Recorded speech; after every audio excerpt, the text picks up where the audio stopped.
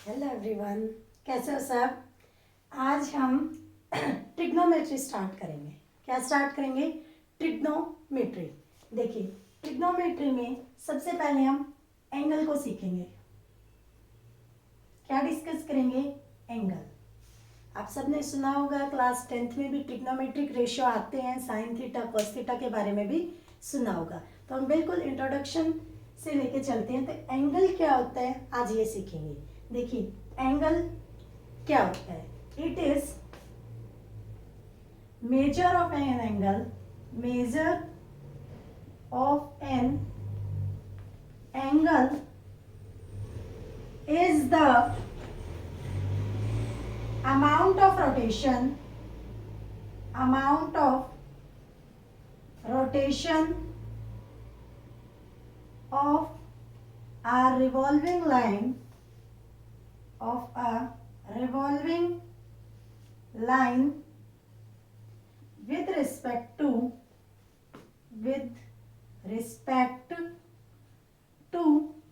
a fixed line.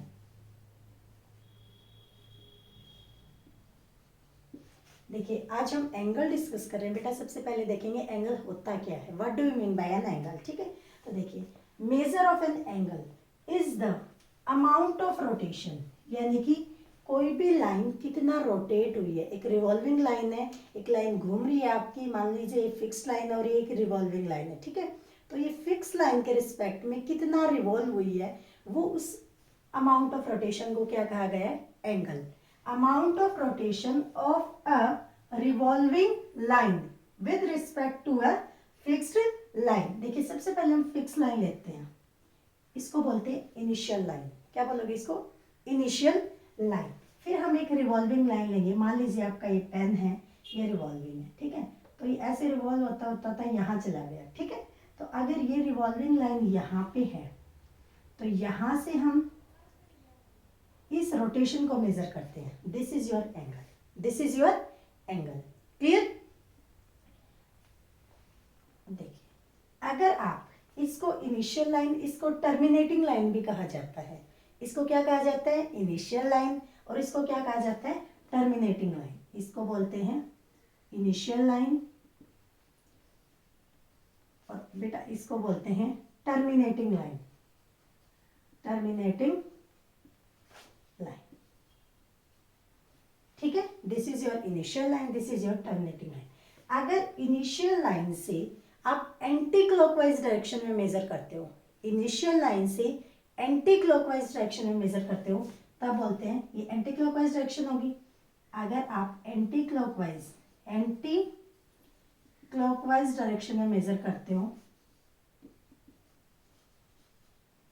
तो आपका angle होता है पॉजिटिव एंगल। मेजरमेंट को क्या लिया जाता है? उस अमाउंट ऑफ रोटेशन को पॉजिटिव लिया जाता है। क्या लिया जाता है? Positive. This is your positive angle. अगर आप मान लीजिए ये आपकी इनिशियल लाइन है, ये आपकी टर्मिनेटिंग लाइन है, ये भी तो आपका एंगल दिखाई दे रहा है इनके बीच में, लेकिन ये आपने इनिशियल लाइन से, ये इनिशियल लाइन होगी और ये टर्मिनेटिंग लाइन है। इनिशियल लाइन से अगर आप क्लॉकवाइज डायरेक्शन में मूव कर रहे हैं, कहाँ मूव कर रहे हैं? Clockwise direction, clockwise direction. तो आपकी जो एंगल की जो मेजरमेंट है, अमाउंट ऑफ रोटेशन है, ये इसको कहा जाता है नेगेटिव एंगल। क्या लिया जाता है? नेगेटिव लिया जाता है, नेगेटिव एंगल। क्लियर? तो एंगल क्या होता है बेटा? Measure of an angle is the amount of rotation. इस रोटेशन को मेजर किया जाता है, कितनी अमाउंट है, when a revolving line revolves with respect to fixed line, with respect to fixed line. Clear? Angle समझ आ गया? अब हम देखेंगे एंगल को मेजर करने वाली यूनिट कौन सी यूज की जाती है। एंगल को मेजर करने वाली यूनिट कौन सी यूज की जाती है? देखिए, एंगल को मेजर करने के लिए दो तरह की यूनिट्स का यूज किया जाता है। एक तो है बेटा unit of measurement of an angle, measurement of an angle. देखिए, फर्स्ट है सेक्सा जेसिमल और English system, English system. Second है circular system, circular system. English system के अंदर हम आपके जो यूनिट ऑफ मेजरमेंट होती है वो डिग्री होती है। क्या होती है? डिग्री। डिग्री जिसको ये नोटेशन होती है, यहाँ एंगल की मेजरमेंट लेके ऊपर डिग्री लिखा जाता है। सर्कुलर सिस्टम के अंदर रेडियन, किससे मेजर करते हो? रेडियन से। यूनिट ऑफ मेजरमेंट क्या होगी? रेडियन। ठीक है, और रेडियन को किससे लिखा जाता है? यहाँ पे अमाउंट लेके ऊपर सी। ठीक है, तो आप दो आपकी मेजरमेंट यूनिट होंगी, एक तो क्या होगी? डिग्री, जो आपको इंग्लिश सिस्टम में मेजर करके देती है उस यूनिट का नाम क्या है? डिग्री। और यहाँ पे जो मेजर करती है उस यूनिट का नाम क्या है? रेडियन। तो आप किसी भी एंगल को दो यूनिट्स में मेजर कर सकते हैं, आइदर इन डिग्री और इन रेडियन। अब हम समझते हैं जो यूनिट है डिग्री वो क्या होती है। देखिए, इंग्लिश सिस्टम के अंदर आप क्या करते हो बेटा? जो इंग्लिश सिस्टम है उसके अंदर आप क्या करते हो? एक राइट एंगल को, एक राइट एंगल यानी कि 90 डिग्री के कोण को, एक राइट एंगल यानी 90 डिग्री के कोण को, अगर आपकी ये फिक्स लाइन है और ये रिवॉल्विंग लाइन बिल्कुल स्ट्रेट आ जाती है, तो इसको हम 90 इक्वल पार्ट्स में डिवाइड करते हैं। कितने इक्वल पार्ट्स में डिवाइड करते हैं? 90। कितने इक्वल पार्ट्स में डिवाइड करते हैं? 90। और हर एक पार्ट को एक डिग्री का नाम दिया गया है। हर एक पार्ट को किसका नाम दिया गया है? एक डिग्री का। ठीक है, तो वन राइट एंगल किसके इक्वल हो जाते हैं? 90 degree. One right angle is equal to 90 degree. And further one degree किसके इक्वल होती है? 60 minutes. One degree is equal to 60 minutes. ये मिनट का सिंबल है। ठीक है, further 1 minute is equal to 60 seconds. 1 minute किसके इक्वल होती है? 60 सेकेंड्स की। ठीक है, तो अगर आप ये 90 वाले को, राइट एंगल को 90 इक्वल पार्ट्स में डिवाइड कर देते हैं, हर एक पार्ट को डिग्री कहा गया है। हर एक पार्ट को क्या कहा गया है? डिग्री। तो अगर हम इसके 30 पार्ट्स लेते हैं यहाँ तक, तो इसको बोलेंगे angle of 30 degree, angle of 30 degree. अगर हम 45 पार्ट्स लेते हैं तो उसको बोलेंगे एंगल ऑफ 45 डिग्री, 45 डिग्री। इसी तरह से 60 पार्ट्स लेंगे तो उसको क्या बोलेंगे? 60 डिग्री। ठीक है, क्लियर? आपने देखा होगा आपके जो जब आप नई ज्योमेट्री लेके आते हो तो उसके अंदर आपके इस शेप का सेमी सर्कल शेप की डी आती है, उसमें यहाँ पे 90 लिखा होता है। तो उसमें ये जो होते हैं ये हर एक डिग्री की लाइन होती है, यहाँ पे इक्वल 90 पार्ट्स होते हैं। इक्वल कितने पार्ट्स होते हैं? 90। ठीक है, दिस इज डिग्री। क्लियर? तो किसी भी एंगल को डिग्री में कैसे मेजर किया जाता है? एक राइट एंगल को 90 इक्वल पार्ट्स में डिवाइड किया गया, एक पार्ट को एक डिग्री कहा गया। एक पार्ट को क्या कहा गया? एक डिग्री। फर्दर एक डिग्री में 60 मिनट्स होती हैं और एक मिनट में 60 सेकंड्स होती हैं। 60 सेकंड्स। क्लियर? नेक्स्ट है बेटा circular system. Circular system that is, आप एंगल को रेडियन में कैसे मेजर करते हैं? आप एंगल को रेडियन में कैसे मेजर करते हैं? तो देखिए, सर्कुलर सिस्टम क्या होता है बेटा? यहाँ से हम इसको सेंटर लेके एक सर्कल ड्रॉ करते हैं। क्या ड्रॉ करते हैं? एक सर्कल। तो मान लीजिए ये आपकी रेडियस है, इसको लेके एक सर्कल ड्रॉ किया गया। क्या ड्रॉ किया गया? एक सर्कल।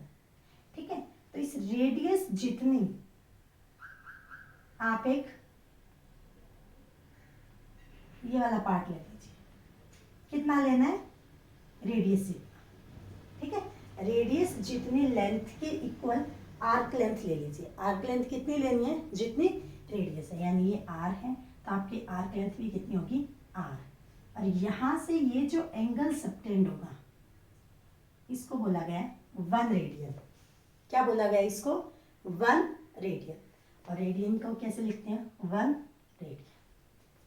ठीक है, तो r is equal to 1 radian when length of arc length of arc, when length of arc is equal to radius of circle, radius of circle, यानी कि रेडियस जितनी आर्क लेंथ लेके जब आप सेंटर पर जो एंगल सबटेंड करते हो, जब आप सेंटर पर जो एंगल सबटेंड करते हो, उस एंगल की जो मेजरमेंट है वो क्या होगी, 1 रेडियन। उस एंगल की मेजरमेंट कितनी होगी बेटा, 1 रेडियन। क्लियर? उस एंगल की कितनी मेजरमेंट होगी, 1 रेडियन। लेंथ ऑफ आर्क के किसके इक्वल हो जाए, रेडियस ऑफ सर्कल के। क्लियर? आप देखते हैं तो यहाँ से अब जैसे 1 रेडियन, 2 रेडियन, अगर इसको आर्क लेंथ को डबल कर देते हो तो 2 रेडियन हो जाएगा, 3 टाइम करोगे तो 3 रेडियन हो जाएगा, 2.5 करोगे तो 2.5 रेडियन हो जाएगा। And similarly you can measure all the angles. Clear?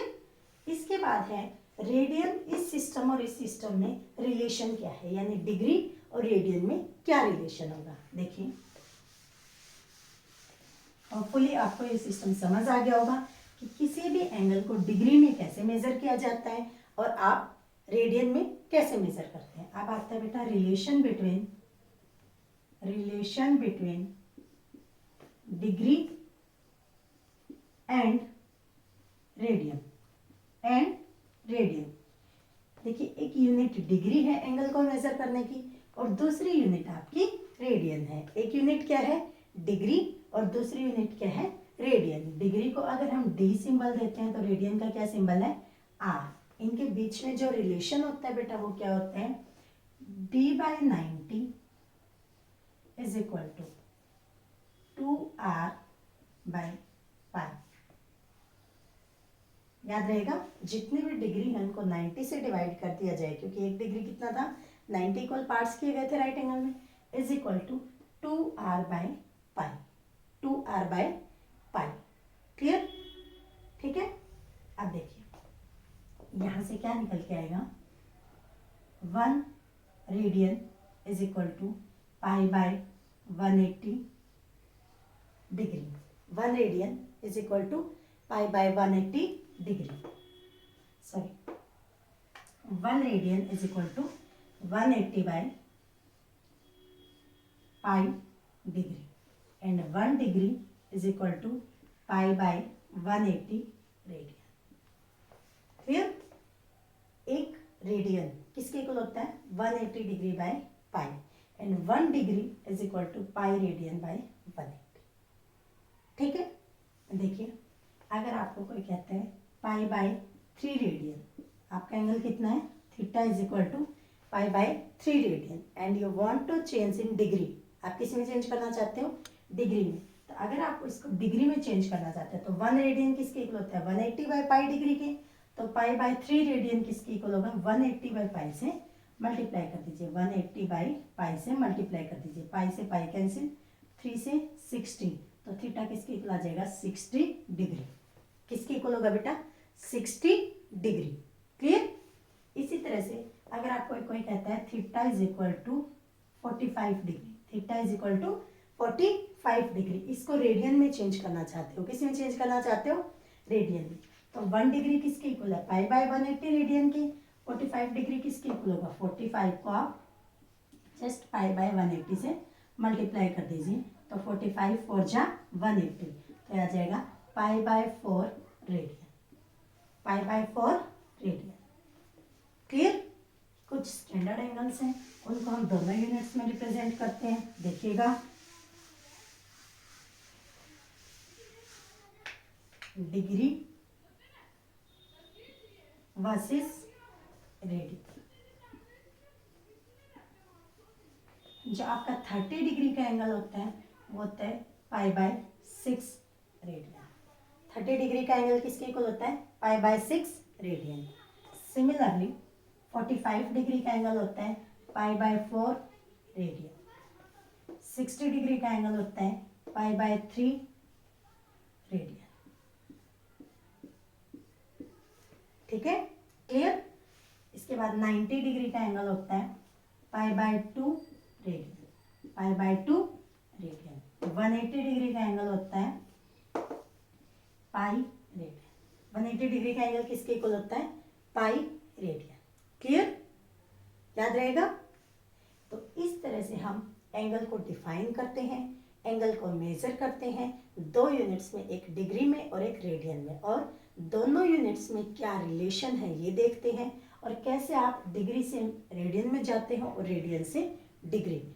ठीक है, थैंक यू फॉर वॉचिंग।